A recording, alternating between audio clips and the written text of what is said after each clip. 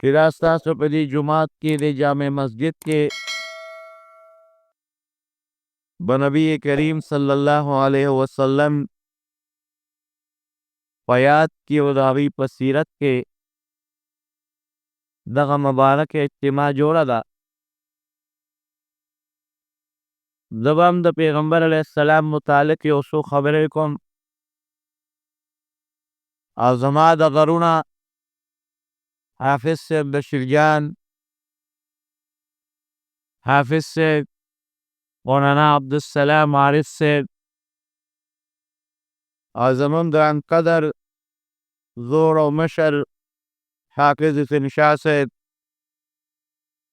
هغوی ستاسو مخکې د نبي علیه السلام مدحه په اشعارو کې وکړه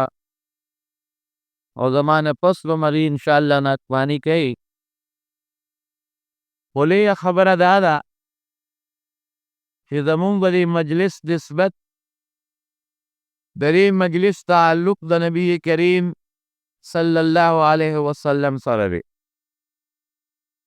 نو پروردګار دې په دغه نسبت زمونږ دا ناسته په خپل دربار کې قبوله منظوره کړي. یو هغه مجلس وي چې هغه د خادې په سلسله کې جوړي، یو هغه چې هغه د سنت په سلسله کې چا کور جوړ کړي، چا بل څه پروګرام کړي.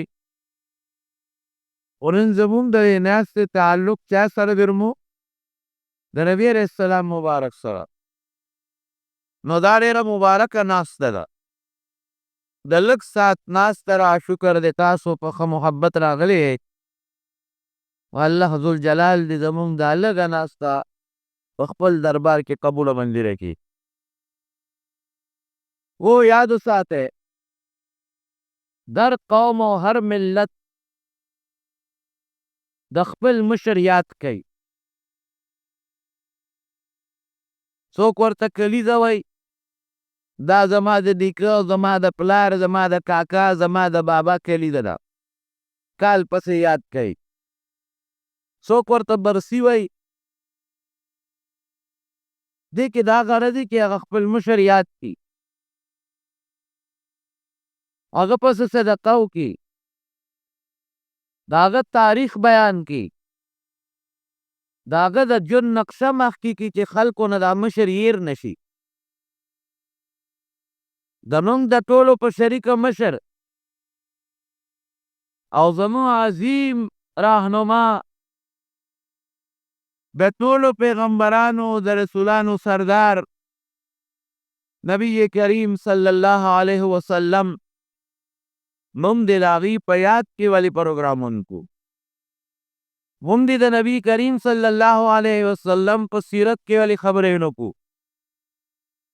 دا ډېره ضروري خبره ده چې د نبی علیه السلام د سیرت بیان وشي، د هغوی د اخلاقو بیان وشي، د هغوی د عقایدو ذکر وشي، د هغوی د وجود مبارک او د جسم نقشه پیش شي. در قوم خپل مشر یادوي، موږ د خپل مشر ولې یاد نه کوو؟ هر قوم د خپل مشر حالات ذکر کوي، موږ د خپل مشر حالات ولې ذکر نه کوو؟ د نبی علیه السلام صفت، د نبی علیه السلام سیرت، که هغه په نثر کې وي او که هغه په نظم کې، دا باعث د ډېر خیر او د برکت او د ثواب خبره راوبولي. دی کې اجر دی، دی کې ثواب دی. او زه به یو ټکې درته ووایم، مونږ خلک عموماً په میاشت ربیع الاول کې د نبی علیه السلام د مبارک سیرت جلسې کوو. دا هره میاشت کې کوئ، دې میاشت کې هم کوئ، په دا بله کې هم کوئ، په دا بله کې هم کوئ. څومره چې د پیغمبر علیه السلام مبارک زیات کېږي، ستاسو زړونه به منور کېږي، د نبی علیه السلام سره محبت د مو زیاتېږي، عشق به زیاتېږي.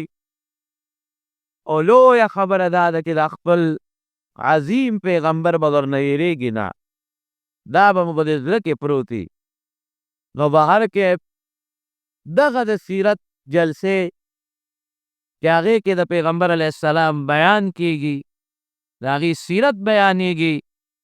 او دغه نیت تاسو هم کوئ، مونږ یې هم کوو، نعتونه پکې ویلی شي. انشاءالله مونږ له پروردګار به په دې ډېر لوی اجر او ثواب راکوي. نو نبی کریم صلی الله علیه وسلم د الله ډېر برګزیده او په ټولو پیغمبرانو کې د عظیم او لوی درجې پیغمبر تیر شوی دی. امام الانبیاء، د ټولو پیغمبرانو امام، سید الانبیاء والمرسلین، د ټولو انبیاءو د مرسلینو سردار. ټولو وایي الحمدلله، ځکه دا زموږ ګټه ده. د نبي علیه السلام عظمت دا زموږ ګټه ده. نبی علیه السلام مبارک فرمایي انا سید ولد آدم ولا فخره، زه د ټول بني آدم سردار یم، خو یاره کبر او فخر نه کوم، غریلویي نه کوم. انا سید ولد آدم، د آدم علیه السلام اولاد کې چې څومره پیغمبران او رسولان دي، د ټولو مشر زیمه، سردار زیم، فخر نه کوم. او بیا فرمایي لواء الحمد بیدی یوم القیامه ولا فخره، د قیامت پر ورځ د الله د حمد او د الله د شکرې جنډه به زما په لاس کې وي. بیا کبر نه کوم، وی فخر نه کوم، خو جنډه به زما لاندې. او فرمایي چې ټول انبیا او پیغمبران آدم فمن سواه من النبیین والمرسلین تحت لوائی یوم القیامت من غیر فخر. وی آدم علیہ السلام نواله تر عیسی علیہ السلام پورې 1,40,000 پیغمبران د قیامت په ورځ به زما د جنډې لاندې ولاړ دي. ټول وایي الحمدلله، خو یاره فخر نه کوم، لویي نه کوم، ځکه پیغمبر علیه السلام ډېره د عاجزۍ پیغمبر و، د الله دربار کې د هیڅ جنیاس پیغمبر و، د زارۍ پیغمبر و. عایشه صدیقه رضی الله عنها فرمایي ولاړ به د شپې د الله دربار کې عبادت به کو، جلل به فلجوفی عزیز کا عزیز المرجل، وی د سیلي به داسې جوشار کو، خوټ کېدله به لکه کټوۍ چې په اور کېږدي او خوټ کېږي. جړل به دومره اوږد قیام به کو، ولاړ به حتی تورمت قدماه، چې دا خپې مبارکې به وپړسېدې. صحابه ورته وایي د الله رسوله دومره مشقت ولې کې، دومره اوږد قیام او دا دومره اوږده ولاړه ولې کې، دومره جالې ولې رب العالمین ته. وقد غفر الله لك ما تقدم من ذنبك وما تأخر، تا ته خو الله هر څه بخښلي دي، ته خو معصوم پیدا، ته خو الله ته ډېر نږدې یې، ولې دومره زاري کې، دومره جلا کې، دومره اوږد منځ کې. ګوره نبی علیه السلام مبارک بیا د خپلې عاجزۍ اظهار کوي، وی هر کله چې الله ما سره دومره مهرباني کړې ده او زه یو معاف پیدا کړې، ته مې خپل فضل کړی دی، نو فافلا اکون عبدا شکورا، د الله شکریه بیا ولې ادا نه کړم، د الله د دغه نعمت قدر ولې ونه کړم،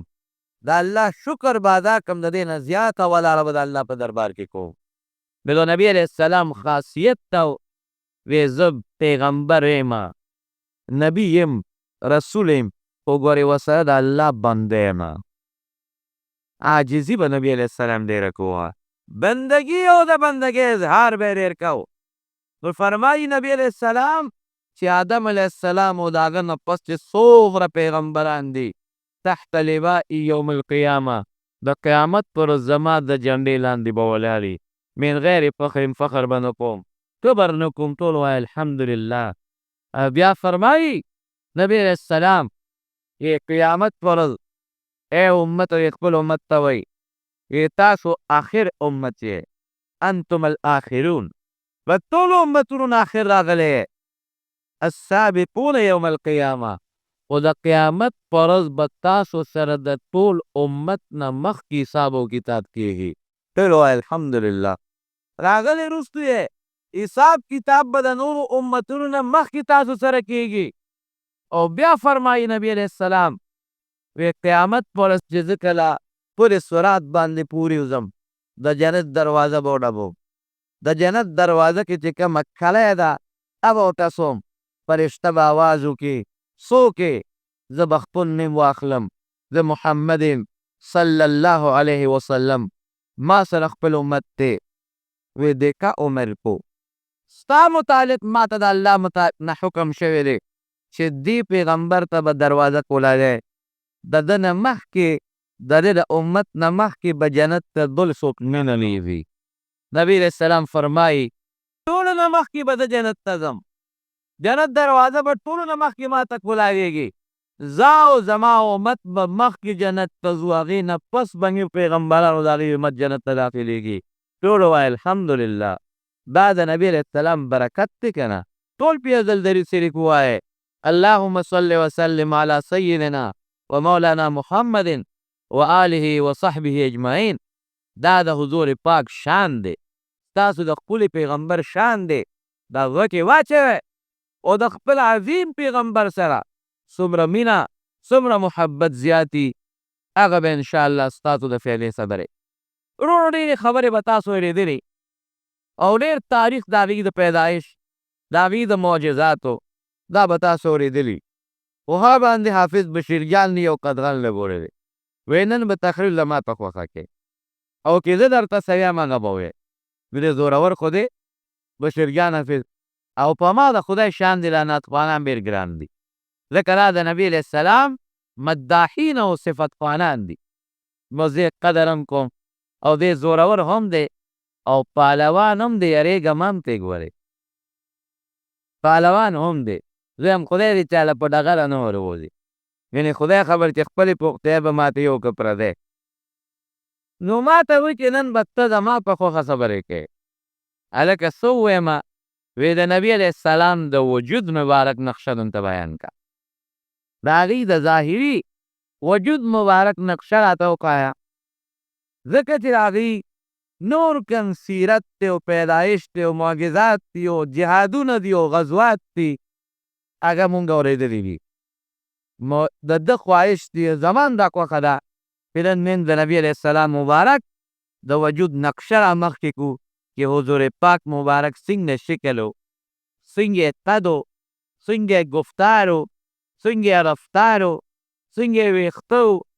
څنګه ښکلې مبارکې سترګې وجود و رها یو حدیث تاسو مخکې ولسته یو صحابي فرمایي وی ناست وم د سپوږمۍ شپې ته د څوارلسمې سپوږمۍ ده د هغې رڼا ده دنیا پرې روښانه ده او د دواړو جهانو مبارک سردار هم تشریف فرما دی وی ما سپوږمۍ ته به م کتل او د نبي علیه السلام مخ مبارک ته به هم کتل دومره موازنه کوم چې سپوږمۍ ښه ده او که زما د محبوب مخ ښه دی ګوره صحابه وګوره هر څه نوټ کړي دي اخوا به مې سپوږمۍ ته وکتل او واقعي کې په اسمان کې وریځنې خله پکې نی او دا څوارلسمې سپوږمۍ وي نو دا ډېره زیاته ښایسته لګي ډېره زیاته مزېداره لګي نو ما د هغه څوارلسمې سپوږمۍ ته کتل رڼا شپه ده او دویم نظر به مې د دواړو جهانو د مبارک مخ ته کتل چې کوم یو ښکلی دی نو قسم پورې قسم دا صحابي دا لام د تاکید او د قسم دپاره استعمالیږي وی زما د قسمې چې زما په سترګو کې د دواړو جهانو د سردار مبارک مخ د سپوږمۍ نه هم زیات ښایسته و الله ډېر ښکلی پیدا کړی هسې خو یو پیغمبر هم الله په ظاهري عیب نه دی پیدا کړی یو پیغمبر چې ته ګډ شل په سترګو معذور په غوږونو معذور په خوله معذور په سترګو معذور په شکل بد شکله را نه دی پیدا کړي ټول پیغمبران ښایسته وو خو قسم دی چې موږ د نبي علیه السلام شمایلو ته ګورو د هغې مبارک شکل ته ګورو د حضور پاک مبارک له چې الله کم حسن ورکوي دنیا کې بچا نو د چا نو ښایسته ښکلی مخ د نبي علیه السلام مخ مبارک وی داسې ښایسته و ډېر مزېدار وی نه غونډې او نه اوبه و درمیانه مخ رنګ مبارک یې نه تک سور و نه تک سپین و او نه خړ و سوروالی او سپینوالی پکې ګډ و دا د نبي علیه السلام مبارک چهره او په دې تنزه مبارک کې یو سور غوندې مغیدار غوندې رګ دلته کې ځلېدله. عام وخت کې به نه ښکارېده، خو چې کله به نبي علیه السلام مبارک غوسه او یا به خوشحاله و د هغې نه رڼا به خته، روښانه به وه غرق. ننګي مبارک یې پړسېدلی نو او نه ننوتي و. عام خشته ښکلی شکل مغیدار او لیکي وې سترګې مبارکې نه ډېرې غټې وې او نه ډېرې وړې وې او قدرتي تورې وې. رانجه به یې نو پورې کړی او داسې به ښکارېده لکه چې رانجې پورې کړې، خو د رانجو استعمال به کو نبي علیه السلام. دو صحابي فرمایي عایشه صدیقه رضی الله عنها وی رجومه به ورته پرته وه، به شپې به یې 3 سلیان په یو سترګه کې او 3 سلیان د رنجو په بله سترګه کې اچوي. خو که کله به نبي علیه السلام مبارک رانجې نه پورې کړې، نو دا به چا نه وي چې سترګې نه دي تورې کړې، قدرتي طورې سترګې مبارکې تورې وې او د سترګو ګاټو کې قدرتي سوروالی دننه د سترګو ګاټي هغه لکه سره سره مزېدار ښکارېدل. پوزه یې نه ډېره غټه وه، نه ډېره وړه وه، نه اوږده وه او نه لنډۍ وه، درمیانه مزېداره. او یې صحابي فرمایي چې ما به د نبي علیه السلام د پوزې مبارکې دې سر ته وکتل، نو ما به وی په دې کې شمع یا په دې کې نور یا د سپومۍ رڼا ځلېږي. غاښونه مبارک د نبي علیه السلام داسې وو، یو صحابي فرمایي تک سپین قشته مزېدار او د 2 غاښونو منځ کې نرۍ غوندې دار، غاښونو کې فاصله د یو بل نه لرېوالی نه، او چې کله به یې خندل نو وایي غاښونه به یې داسې پړقېدل لکه تا به وایي په خوله کې ملغلرې پرتې وي. دا صحابه فرمایي، د ځانه نه وی، د احادیثو د شمایلو بیان درته کوم. وایي تا به وایي چې داسې ملغلرې پرې خوله مبارکې کې پرتې دي او هغه رڼاګانې کوي، او د نبي علیه السلام مبارک غوږونه تک سره مزېدار خشته ښکلې پاک صاف، نه ډېر غټ او نه واړه، خوله مبارک یې نه ډېره غټه او نه ډېره وړه، لږه کشادګي په خوله مبارکه کې وه. وروځې مبارکې د نبي علیه السلام دین بیان کړي دي، دا نه ډېرې ډکې او نه ډېرې نرۍ وې، یو بل سره جنګېدلې نه وې، دې ځای کې پکې لږ خالي و. د نبي علیه السلام مبارک په وروځو کې ویښته مبارک تک تور به و، هم د ږیرې مبارکې هم د سر مبارک تور ویښتو لږ معمولي غوندې سپینوالی پیدا شوی.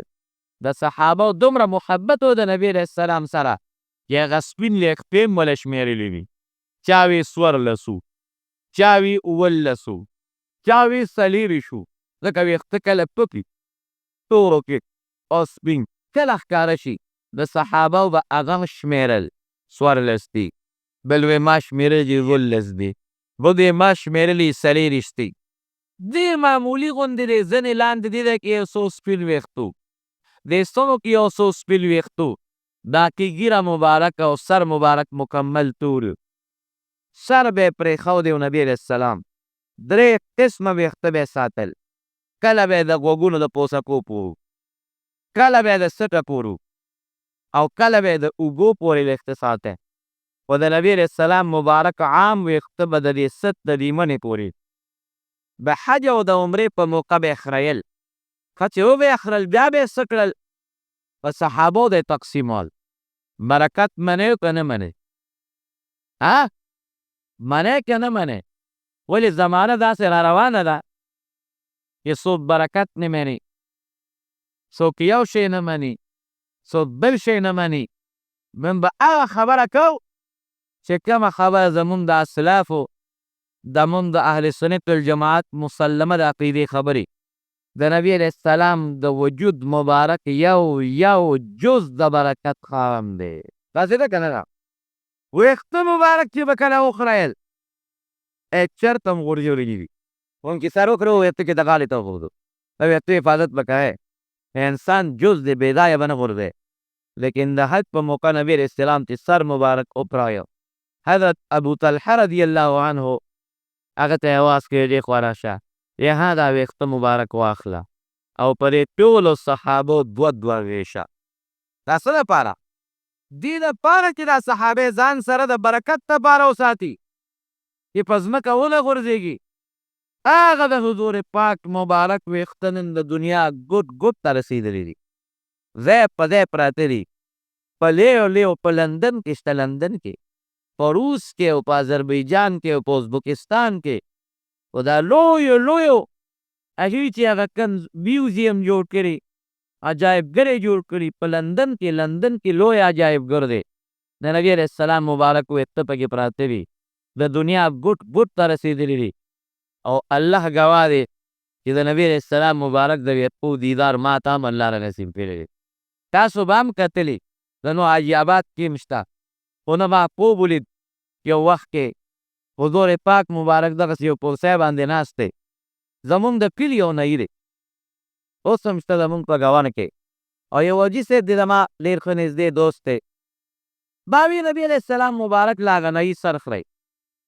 او داسې اوږده غوندې کرسی ده، په هغې د دواړو جهانو مبارک سردار ناست دی، چې سر مبارک یې څنګه وخوړی نو ما له یې ویښته مبارک راکړل، ما ته وایي دا په دې خلکو تقسیم که، قسم په خدای جومات کې ناست یم، دا ما په دې خپله په خوب کې د نبي کریم صلی الله علیه وسلم مبارک د هغه مبارکو ویښتو هغه خوب والا دیدار الله را نصیب کړی دی، خدای پاک دې مونږ او تاسې ټولو ته نصیب کړي. د سر مبارک چې به یې وخوړو، ویښته به یې په صحابو تقسیم کړل، ډېرو صحابو سره د نبي علیه السلام مبارک ویښته پراته وو، بلکې ویښته څه کوي نوکونه مبارک، دا نوکونه چې به یې کت کړل صحابو به ځل واغېشتل، دومره محبت او مینه د صحابو کې د نبي علیه السلام سره وه، دا په مخ د ځمکې په دنیا کې د یو کس د خپل مشر سره نشته، تاریخ پې ګواه دی، تاریخ نوکونه مبارک د نبي علیه السلام د صحابو محفوظ کړي وي، ښه نوکونه مبارک د حدیبیې په مقام کې د پیغمبر علیه السلام سره د کافرو خبرې کېدې، کافر رالل د هغې مشران او د نبي علیه السلام مبارک سره صلح کوي، خبرې شروع دي، د کافرو سردار ولاړ د مکې ته، خپلو کشران یې راغونډ کړي، پام کوئ دې سړي سره جنګ نه کوئ، ولې؟ وی موږ نه به دا خپل ملګري وتښتي او قسم په خدای که د هغه نه یو ملګری هم ګورې تښتي، ما د هغه د ملګرو اندازه واخیسته، یا څنګه؟ وی چې دې خبرې کوي نو ملګري سترګې ښکته کړي، څوک ورسره سترګه مینه کوي، چې دې اودس کوي حضور پاک مبارک د اودس په اوبو یې صحابه جګړې کوي په ځان یې نه دي، دې ته لینه وایي، چې اودس کوي په مخ نه په واتي، صحابه ورته لاسونه ونیسي هغه اوبه په ځان مږي، او دې نه به مخکې لاړ شو، وی چې لاړې مبارکې توکي نو صحابه ورته خپل لاسونه نیسي او دغه هغه لاړې مبارکې په خپلو مکونو راکاږي، وی دا ملګري به د تقلیدو وغږل مه کوئ، نو صحابه به د نبي علیه السلام مبارک لاړې په لاسونو کې نیولې او په دې مخ به یې ځان لمږلې، د هغې اوبه چې د وجود نه به بهېدلې د اودس هغه یې په لاسونو کې راغېشتې، د بخاري شریف حدیث دی، او په ځان باندې به یې مږلې، نوکونه مبارک چې به یې واخېستل محفوظ به یې کړل، حضرت معاویه رضی الله تعالی عنه د نبي علیه السلام نوکونه مبارک ورسره وي، داسې کې راغېشتې، و چې کله وفات یې کېده نو وصیت یې وکړ،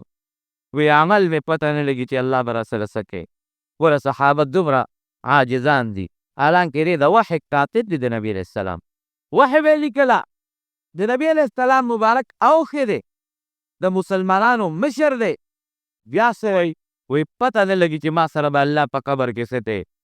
یو وصیت درته کوم، دا نوکونه یې راوستل دا به واخلې، دا د حضور پاک مبارک چې کله کټ کړل ما ځان سره محفوظ ساتلی وي، نو کله که زه مړ شم دا به زما په دې خوله کې او زما په دې سترګو په دا قبر کې کېدی، که د مرګ نه پس فرشتې راشي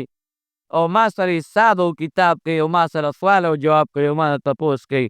زه به د حضور پاک مبارک دغه نوکونه ورته پیش کړم چې د دې خاطرو کې زما معافي نصیب کې او ما معاف کې، ما سره بل څه نشته،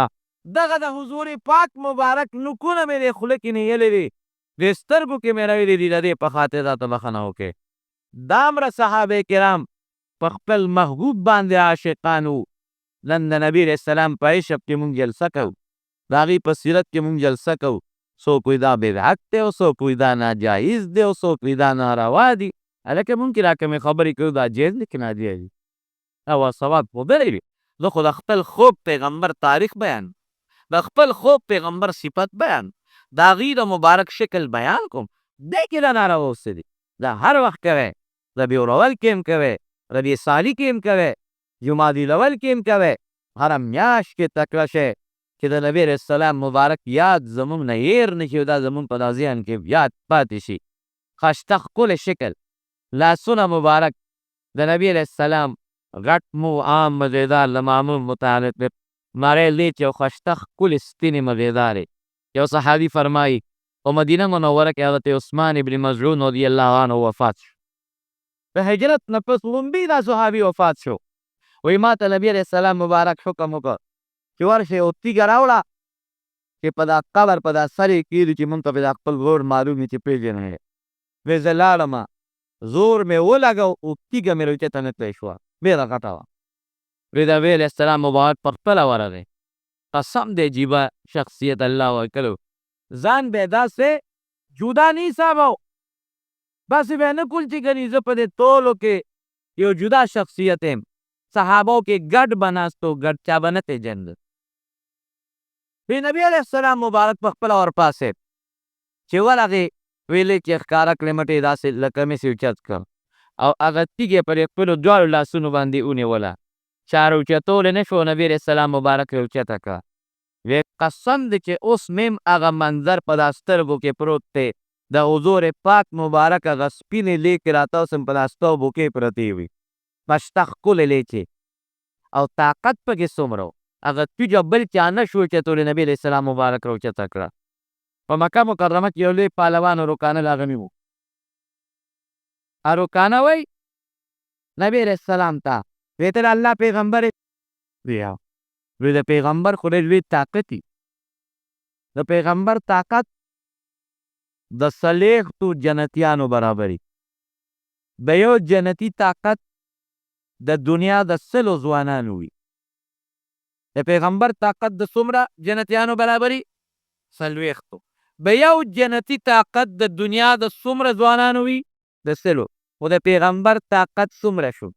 طاقت به دومره وي او الحمدلله وی ښه نو ما له پکوړې راشه که ما راوپرځولی ته پیغمبر بیانوي ته پیغمبر خو ډېر غټ طاقت وي که زه دې راوپرځولم ته به رښتونی پیغمبر او دا روکانه څوک و دا هغه پهلوان او یو کار به کوې درود شریف به په نبي علیه السلام میدان کې هغه له مقابلې له څوک هم نشو راتلی مضبوط مټې او مضبوط وجود او غټې خپې او چې راوبوت میدان کې خلک به دې تښتېدل نبي علیه السلام مبارک ته د ابوجهل او دا خلک جمع دي ډېر عزت په کبر یې راشه که دې راوپرځولم ته به پیغمبر یې په پیغمبر طاقت زیات یې که مې راوپرځولې نه به حضور پاک مبارک فرمایي چې ما وی چې الله درې څه جواب ورکړې کبر یې ورسره نه کې خو دې به راپورې ټوکې کوي چې دا پیغمبر نه دی خبر یې ورسره کوي نو زه خو کمرولی نه یم راغلی به هم د شرم خبره ده چې در سره زه خبرې کوم زه سره پرزونې کوم پیغمبر خو دې له چا نه رالېږلی چې ډېرې خلکو سره خبرې روکانه صاحب په میدان کې تو شو دا پیغمبر نه دی که مې نه یېرېږي تیرې پیغمبر خو د پیغمبر خو د دنیا د 4000 سړیو برابر طاقت یې مې له په خبرې دې راشي نبی علیه السلام مبارک فرمایی مجبور شو میں کہ راځه را میدان ته شي د مکې زندګي ده د پیغمبر لومړی زمونې خلک تماشې ته ودرېدل او دا خپل ملګري راځي او نبي علیه السلام مبارک ته وایي چې والله رسوله ګورې سړی ډېر بې پهلوان هغه وجود ته چې به یې کتل او د حضور پاک مبارک وجود ته به یې کتل تعجب به درل هغه یو اتی وجود و مضبوط پهلوان کبرمار میدان ته چې ووتلې پهلوانانو یو خپل اندازي خلکو ته هغه خپل وجود او د هغې هغه طاقت ورمخکې کړي چې زما مقابله د فارس او برون پهلوانانو نه ده کړې دی رسول نبي علیه السلام مبارک ته یې ګوتې مې ویلې ځان را باندې وجنې خو که معمولي دیکه مې ورکړه نو ګورې بړ به شي او پوه یې کړې چې ما سره خبرې نه کوي حضور پاک مبارک وفرمایل زه د قبرو پیغمبر ویم قبر نه یم راغلی خو تا مجبور کړی را دې خوا شه چې دواړه سره مخامخ شو نبي علیه السلام مبارک پر یو لاس د یو لاس نه ونیول او چې دیکې ورکړه یو لاس یې سانټی پرې واورېدې داسې سانټی پرې واورېدې چې چغې جوړې کړې چغې غرق شومه تباه شوم خلکو یې روکانه دا ستا هغه پهلواني ده یو ویکې درکړه او هغه ځای پورې در باندې سانتۍ غوړېدې او چغې لا بېلې وې. بس چې راپاڅېد وایي قسم په خدای کې دا د الله پیغمبر دی، دا رښتونی پیغمبر دی. د ده په دې وجود کې دا طاقت انساني طاقت نه دی، دا د انسان طاقت نه دی. ما له خو چې لاس راوړه ما چې زما په دې وجود غر را پرېوته، زما خو د هر وجود نه دربونه خېږي او په هغه ګټ میدان کې ودرېد او کلمه شهادت ویې اشهد ان لا اله الا الله واشهد ان محمدا عبده ورسوله. الله هغه پهلوان مسلمان د طاقت د پیغمبر علیه السلام او ډېر زیات او مضبوط او بهادري پکې څومره وه، بهادري بهادرو دل خو مشر دلته مشري خو چې میدان ته وځي نو بیا کشري، بیا مخکې کېږي نه، هر سړی بل ورچې خپله رستو کېږي. او نبی کریم صلی الله علیه وسلم مبارک به په میدان کې په خپله مخکې ولاړ و. په خپله مدینه منوره کې یو ځل یو پراپیګنډه شوه، و دشمن نه راوند دشمن دا دی او خلکه درې ته کېږي، لوی لښکر را روان دي په مدینه حمله کوي.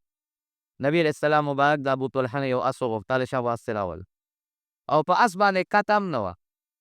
د پاسه څادر هم پرې نه و، بربند اس و چې ورسوش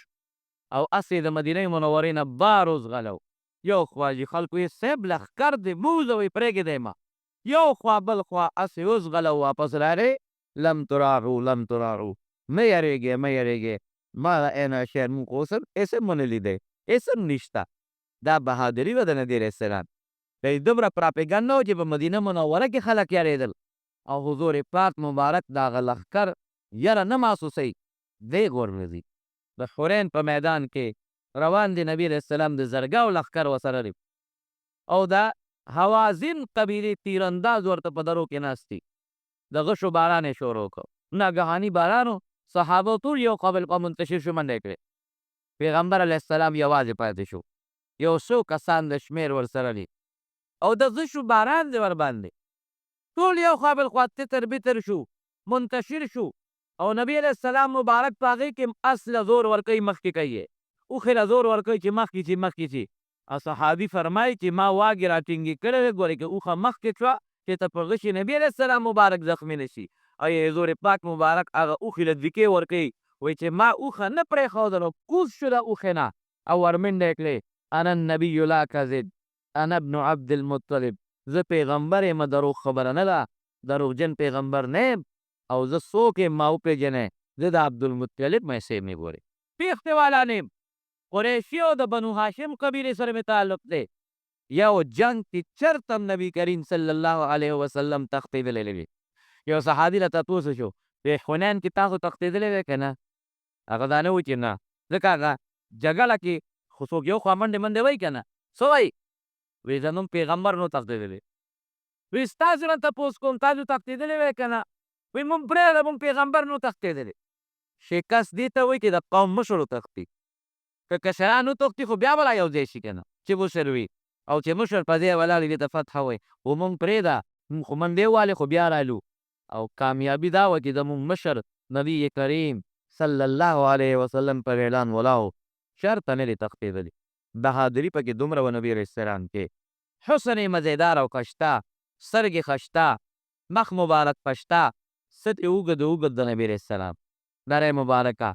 او دا سټ به یې داسې ښکارېده که انه جید فضه، لکه د سپینې زرو ټوټه چې د سپینو زرو ټوټه داسې به ښکارېده. ویښتې په وجود مبارک نو، کم ویښته وو، ډېر کم. صرف یو صحابي فرمایي د دې سینې نه واله تر نامه پورې نوم پورې یو نرۍ غوندې د ویښتو شین یو کرښه غوندې وه، شنه کرښه وه، نو په خېټه باندې، په ملا باندې، په مټو باندې، په څنګلو د پیغمبر علیه السلام مبارک ویښته نه وو. خېټه د نبي علیه السلام غټه نه وه، پنډه یې مبارک یې غټه نه وې، قد یې نه لنډې و نه ډېر اوږد و، درمیانه قد و د نبي کریم صلی الله علیه وسلم درمیانه. او چې په لار پوندې نه وې د نبي علیه السلام، پوندور چې ورته وایي عامې نرۍ پوندې، غټې پوندې د نبي علیه السلام مبارک نه وې. ګوتې د خپو د لاسونو دا نرۍ اوږدې مزېدارې د نبي علیه السلام مبارک.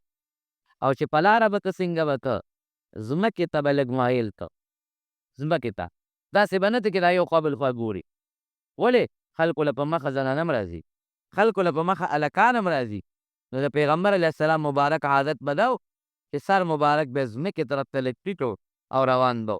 او صحابي فرمایي وی خپې یې ځان پسې نه راښکلې، کوم چې په لاره ځو کشار وباسو، خپې ځان پسې راکاږدوړې کوو. نبي علیه السلام مبارک به خپه ځان پسې مضبوطه راوچتوله، خپه چېرته نبي علیه السلام په لاره نه ده راښکلې. او رفتار یې څنګه و؟ وی په عام رفتار به روان و خو داسې به ښکارېده لکه چې تیز دی، چا په لاره راوړی نه شو. عایشه صدیقه رضی الله عنها فرمایي وی یو ځل په سفر کې ورسره په لاره باندې روانه ومه، ایمان نبی علیه السلام مخکې و. وی ما کوشش کو چې دې را لاندې کړم خو را لاندې کولی مې نه شو. حالانکه وی موږ به تیز تلو، نبی علیه السلام به په عام چال روان و. صحابه فرمایي پخپله وی موږ به تیز تلو او نبی علیه السلام به په عام چال روان و، ساه به یې نه تله راتله، موږ به را لاندې کولی نه شو. ما عایشه بیبي فرمایي زه ورسره په لاره روان و، وی زه ډېره ګړندی ومه او نبي علیه السلام په عام چال روان و، وی زما نه مخکې و ځکه مخکې نه شوم. وی چې کله وجود مبارک یې دروم شو او د مرګ ته وخت وزدې شو نو یو ځل په لاره باندې روان و، نو زه ترې مخکې شومه. وی چې مخکې شوم نو موسکی شو، وی ما ته تلکه بتلکه یا عایشې د هغه مخکې تلو بدل دې ګوروانه واخیستی، پلانکي سفر کې درنه زه مخکې شوی یم رانه دې بدل واخیست مخکې شوې. نهایت چې د الله رسول اوس یو بوټی وجود مبارک دې دروند شو. خوشتري دی د بیبیانو سره ډېره کوله، د عامو مسلمانانو سره به یې کوله، چا له تکلیف او ضرر نه دی ورکړی. یو موقع کې عایشه صدیقه رضی الله عنها او بیبیانې رالې، حضرت حفصه رضی الله تعالی عنها وه، عایشه صدیقه رضی الله عنها وه. د عایشې صدیقې رضی الله عنها اواز لږ اوچت و دی کې حضرت ابوبکر صدیق رضی الله عنه راننوت. نو عایشې بیبي خو د مسلمانانو مور ده، نو نبي علیه السلام کشره بیبي ده او د ابوبکر صدیق رضی الله عنه لور ده. وی لږ اواز اوچت شوی و. نو پلار یې راغی ابوبکر صدیق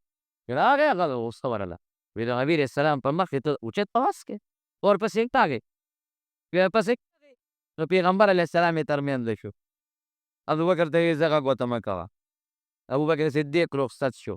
نو بیا عایشې ته وخندل، وی برابره کړې بیا ویې خو خلاصه نه یې کړې ته یې، وی سړي نه مې خلاصه کړې که دې برابره کړې بیا ویې ویې خندل.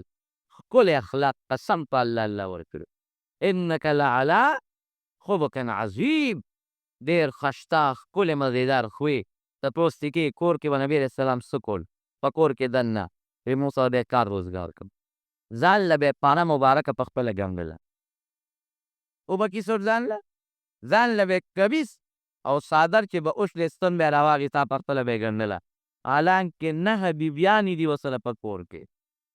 ویندې دي ورسره په کور کې.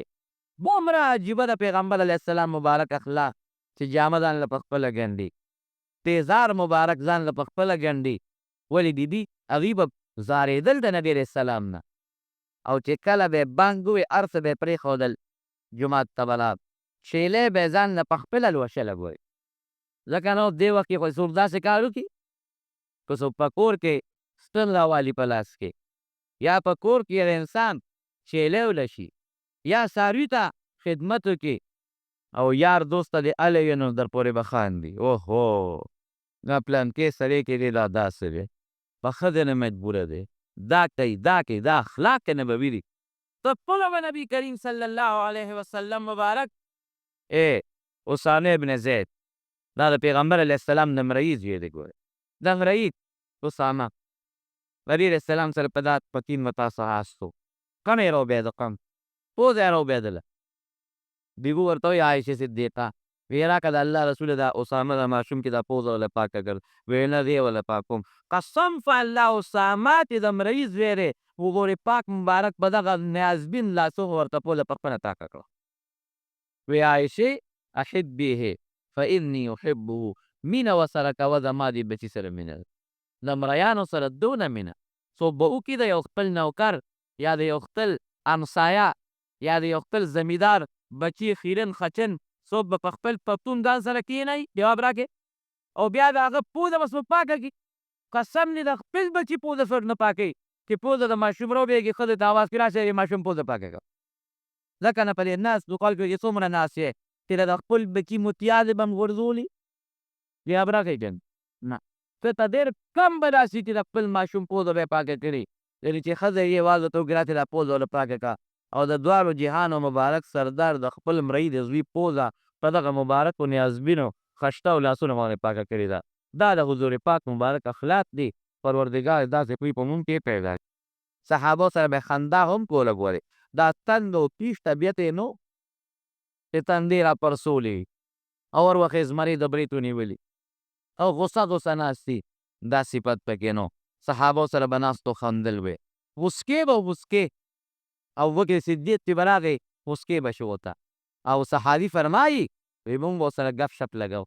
او د جاهلیت د زمانې قصې به هم کولې وایي مونږ به هم خندل نبي علیه السلام به هم راسره خندل خوشطبي به هم کوله یو ښځه ورته راله د الله رسوله ما ته دعا په چې ما خدای پاک جنت ته بوځي بوډۍ ښځه وه وایي بوډیګانې خو جنت ته نه ځي ښځه ته جوړه شوه بوډۍ به جنت ته نه ځي یا نه هسې مونځونه کوم صدقې ورکوم ځان له مې تندي او کولې وسولولې هسې عبادت کوم جنت ته وایم ښځه په ژړا شوه وایي دی خوا راشه بوډۍ تر ولې ژاړې وایي ته وایې چې بوډیګانې به جنت ته نه ځي نو وایي بوډۍ به نه ځي که نه تا به خدای پېغله کړي نو جنت ته به ځې که نه خدای شکل به نه یې که نه چې د املا دې ټیټه ده او جامې د ننوتې وي ښکلې مزېدار شکل به درکړي عربن اطرابن او ښکلې مزېدار اعلی پېغله به دې کړي نو جنت ته به ځي یو بل سړی راغی د الله رسوله مال یې اوښ راکړه اوښ سفر باندې روان یم اوښ را سره لږ شته صحابي ته فرمایي ورشه دله د اوښ یو بچی ورکړه او یې سید دو په بچي څه کوم زه خو په سفر روان یم غټ اوښ مې په کار دی د اوښ بچي ما وړی شي اوښ غواړم ولې وایي اوښ د اوښ بچي نیسم اوښ در کوم که نه د اوښ بچی در کوم که نه اوښ خو د اوښ بچي وي که داسې به یې صحابه کرامو سره خندا کوله یو صحابي و د ظاهر رضی الله عنه د بانډې نه به راته د میرې نه او چې دی به کله راغی نو پیغمبر علیه السلام نه به یې سبزي ترکاري راوړه نبي علیه السلام به فرمایل وی ظاهر زمونږ بانډه ده بانډه دا زمونږ بانډه ده یو ځل هغه بازار کې ناست و سبزي ترکاري خرڅوله او د شکل نه ډېر تک تور ډېر زیات تور حضور پاک مبارک غلی غوندې شاته ورته راغی نو شاته ورته کېناسته نن خلک یو بل سره ګپ لګوي نو له شا نه پرې سترګو لاسونه یو بل کېږي څو کته قاله کوم نبي علیه السلام مبارک ورته شاته پټ غلی کېناسته او د په یې سترګو دقسې لاسونه کېښودل زور یې ورکړ به ونه پېژند چې دا نبي علیه السلام بلاسونې له زور ورکړه من هو ما څوک دي لاسونه یې راله سترګې راله پټې کړې خو نبي علیه السلام مبارک غږ نه کړي سترګو له شا نه ورته زور ورکړه دی پوه شو چې دا خو نبي علیه السلام پر یې سترګو به یې ګوټ کېولي چې پوه شو نو زر په ځمکه کېناست او نبي علیه السلام مبارک په له په سترګو د شا نه دقسې لاس ایښودي زور یې ورکړی دی پوه چې نبي علیه السلام دی شا نه یې لاسونه تاو کړل د پیغمبر علیه السلام یې کلک دغه سیولي وه او دا خپله شیوه پورې مګل شروع کړل نبي علیه السلام مبارک پرې سترګې پرېښود نه الله د دغو پاسې نه دا شاله پورې لګوم مګم حضور پاک مبارک له په سر لاس کېښود وایي دا مرایي خرڅوم څوک بې رانه والي په مرایي نو پوښ یې ورسره کوله دا مرایي خرڅوم څوک بې رانه والي حضرت ظاهر رضی الله عنه وایي د الله رسوله ما خو به خرڅ کړي په ما څوک څه کوي زه خو کوټه یم سبا به درته ما څوک را واپس کړي حضور پاک مبارکه ټوکه په ښه انداز بدله کړه وایي تا ته خو ځان کوټه ښکاري ولکن عند الله لست بکاسر خو له خدای په نس کوټه نه د الله په نس کره مسلمان یې ټوکه به یې کوله صحابه کرامو سره خوشتګیتي به یې کوله خندا به یې کوله صحابو سره خو د پرک پلک خندا قهقها دا نبی کریم صلی الله علیه وسلم چرته هم نه ده کړې نو خشته در میانه قد وجود مزېدار ډوډۍ به نبي علیه السلام کمه کوله لکه مونږ غوندې نه حافظ بشیر په شانتې نه ګزارې والا ډوډۍ مونږ خو چې ورته ورخورو هلته پاسو چې شپرې پاک کړو زمونږ د ټولو یو حل دی لیکن موږ یې ستاسو نه زیاته کړو ډوډۍ به نبي علیه السلام مبارک فرمایل چې خېټه دې ځای کې یو حصه کې به یې ډوډۍ بل کې اوبه او یو حصه به د سا دپاره پرېږدی چې دا سا پکې بنده اخلي راخلي نو هم د ډوډۍ هغه حصه خو په ډوډۍ ډکه کړو د اوبو هغې کې هم ډوډۍ واچوو او وایو چې د سا دا ځای به رانه سینګ پاتې کېږي په هغې کې هم ډوډۍ به واچوو و چې ورپسې اوبه وڅښو د اوبو هغه ځای خو د کلي په بوړی نو اوبه هم دې مړی له راځي نو یاره ګرمۍ یم خراب. یاره ګیس مې دی ګیس. حکیم صاحب دې څه تکلیف نشته نه مو څه بدپریزي کړې ده خو ګیس مې دی ګیس. حکیم صاحب خو تا ته لښکري ته نه و ناست چې ستا ښکرې یې کېدلي. افروز بشو هر وخت د ګیس تا یاد کړو. دی له ما ګیس لا سر ته خېږي. د خلکو مری ته خېږي زه ګیس سر ته خېږي سر ته.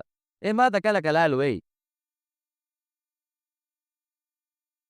ګیس مې دی نو ګیس هغه د هوا ځای دی هم په ډوډۍ ډک که د اوبو هغه دی هم په ډوډۍ ډک که نو دا ګیس سر خوړلی به کم خوا ځي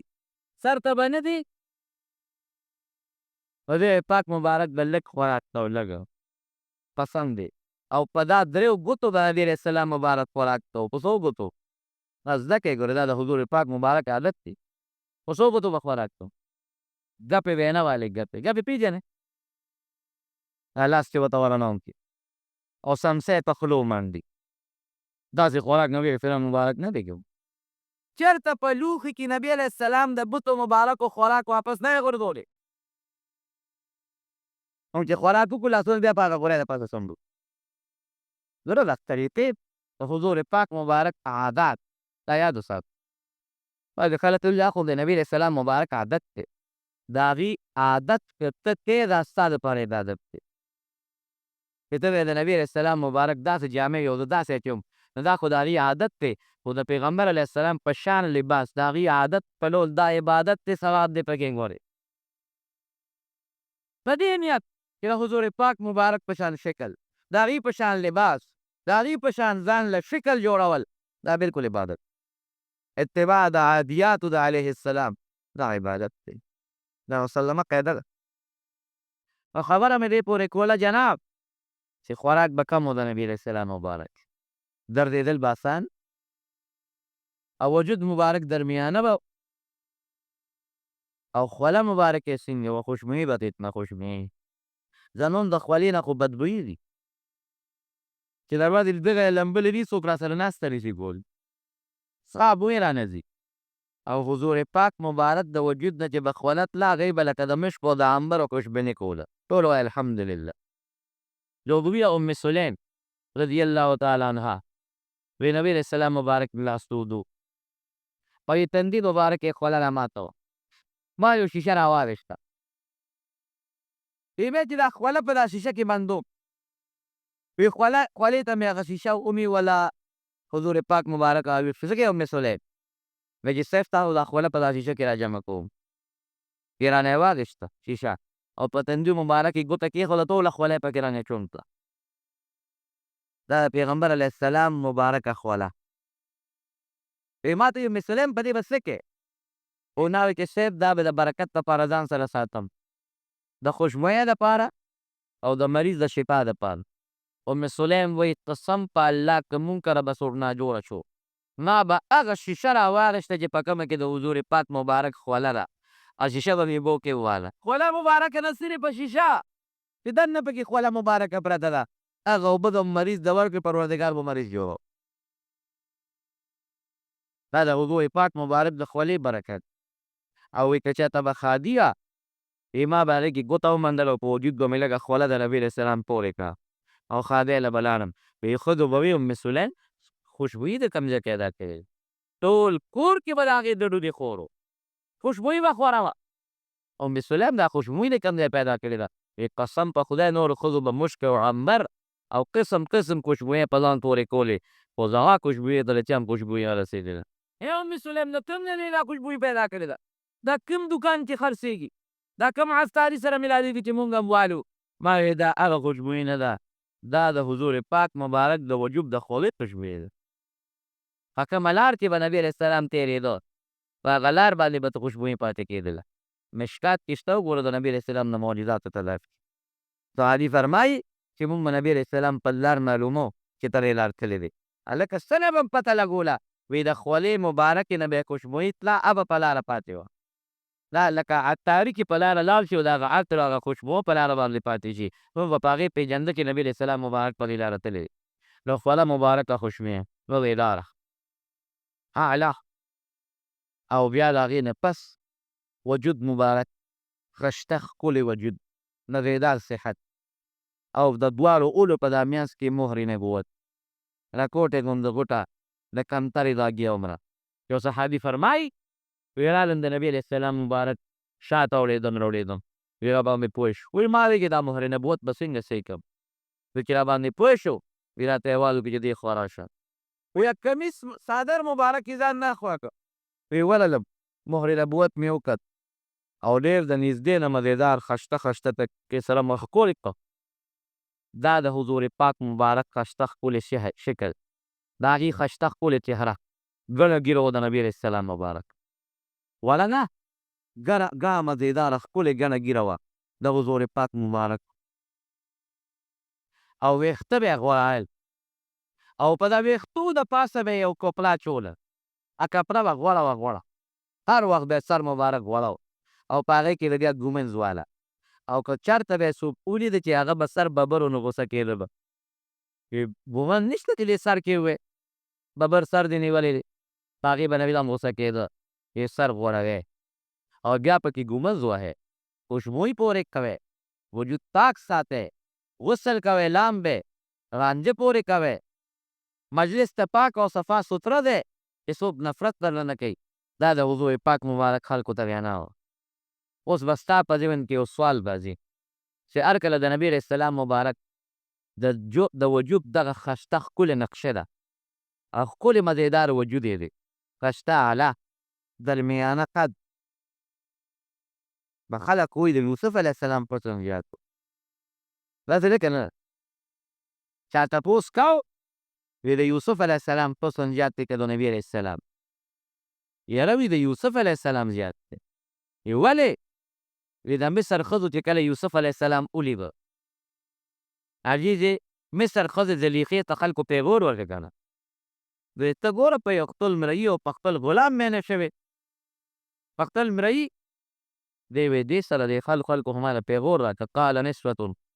في المدينة امرأة العزيز تراود فتاها قد عن نفسه قد شغفها حبا إنا لنراها في ضلال مبين. وی باندې عاشقه ده فلما سمعت بمكرهن أرسلت إليهن وأعتدت لهن متكئا وآتت كل واحدة منهن سكينا وقالت تخرج عليهن چې د خلکو پیغور یې واورېد یو مجلس یې جوړ کړ میوې یې پکې کېښودې او چلې یې هرې ښځې له په لاس کې ورکړې یوسف علیه السلام یې بار کېنولو وقالت تخرج عليهن یوسف علیه السلام ته یې رادننه شو چې څنګه په کوټه وردننه شو یوسف علیه السلام فلما رأینه اکبرنه وقطعن أیدیهن وقلن حاش لله ما هذا بشرا ان هذا الا ملک کریم چې ورغې او دې ښځو ته یې داسې ورته وکتل وی دا زما هغه محبوب دی زلیخا ورته یې چې ښځو هغه ته وکتل او دې حسن ته یې وکتل د میوو په ځای یې چړې په دې ګوتو راکړې دا نه یې ګوتې پرې کړې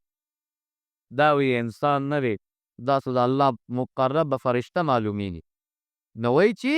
د یوسف علیه السلام حسن زیات و واقع نبي هم په پوره فرمایي چې په معراج کې مې بری لید د ټولې دنیا نیم حسن الله ورکړی دګه د یو مصر ښځو ځان نه ګوتې پرې کړې نو عایشه بیبي له دې جواب په خپله کوي عایشه بیبي په خپله جواب کوي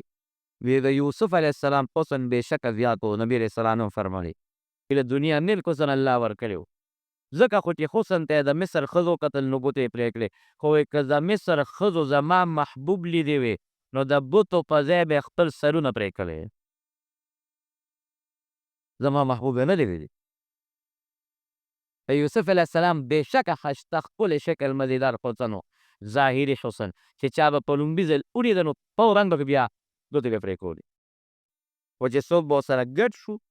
څه موده به یې تېره کړه بیا به چا لاسونه نه پرې کول زلیخا دا پې عاشقه وه د مصر د ښځو نه زیاته خو زلیخې لاس نه پرې کړی او سره ګډون ته یې راشوي او د نبي علیه السلام مبارک ته چې به دې په لومړي ځل نظر وکتل نو نه به پوهېدې خو چې څومره به دې ورسره زیاته ناسته کوله یزیدک وجهه حسنا اذا ما زدته ردا څومره به دې زیات کتل نو هغه به د نبي علیه السلام مبارک هغه حسن د هغې جلوې به در باندې نمایان کېدلې دا د حضور په دې شمایلو کې چې څومره د پیغمبر علیه السلام د حسن بحث دی که نه دا د ماشومانو بچو کړی عبدالله ابن عمر، عبدالله ابن زبیر، سمره ابن جندب، دا چې هغه زمانه کې د نبي علیه السلام په زمانه کې کوم ماشومان نابالغ وو، ټول شمایل وګوره دې نه نقل دی. ځکه چې ماشوم خو هر چا ته نیغ نیغ ګوري، دوی د نبي علیه السلام ته نیغ نیغ کتل، او مشران صحابه چې څومره دي هغوی به ورته نیغ نیغ کتې نه شو، سرونه به یې ښکته وو. نو څومره د حسن بحث چې نقل دی دا د هغې زمانې کې چې کوم نوجوانان د انکانو نابالغه هغو د نبي علیه السلام نه نقل کړی دی. دا د حضور پاک مبارک د ښکلې وجود نقشه، ښکلې مدیدار اعلی وجود، او په عامو حالاتو کې به ګورې نبي هم پټکې په سره و، چې هغه وفدي را به راتلل پټکې به یې په سره و، جمعې وخت به خامخا پټکې په سره و، اختر وخت به یې پټکې په سره و، او صفا پاکې ښایسته ښکلې جامې کشلېدلې به وې، ټوپې به ورته لګېدلې وې، خو مدیدارې پاکې صفا سوترې جامې به یې اغوستلې، خیرونې جامې به نبي کریم صلی الله علیه وسلم نه ساتلې. مسواک به یې ډېر زیات لګو، هر وخت به ورسره مسواک و. عایشه صدیقه فرمایي زه به یېرېدم چې ځان نه چې له غاښونه ونه باسي، دومره به نبي کریم صلی الله علیه وسلم مسواک نګه. بهر کې د بشیر جان ارماني صاحب په خواهش باندې مې د خپل ښکلي پیغمبر د وجود مبارک دا ښکلې نقشه ستاسو مخکې کړه،